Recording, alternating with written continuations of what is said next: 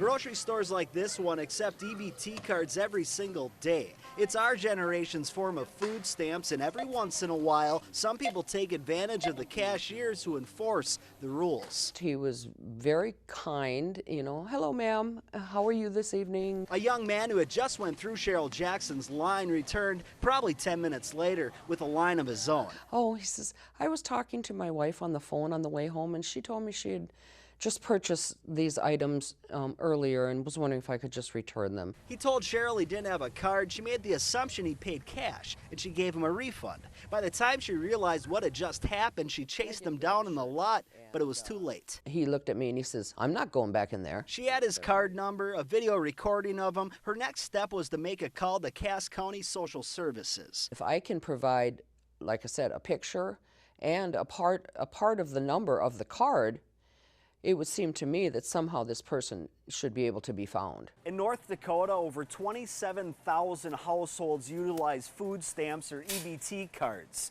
But how prevalent is fraud in North Dakota, and how to report it in the first place?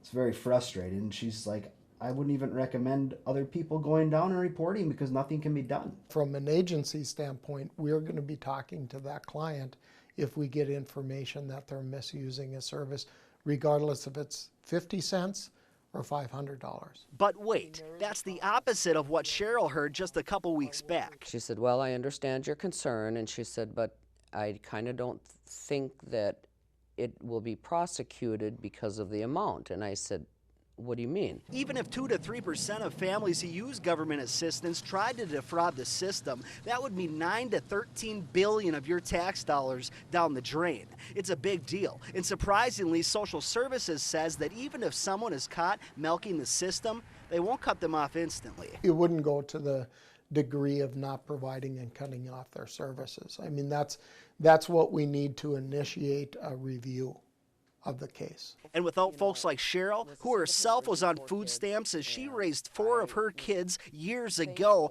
the Department of Social Services wouldn't even know where to start. I made every penny stretch when my kids were little. And to me, it infuriates me to see somebody do that with this money. In Fargo, Eric Crest, Valley News Live.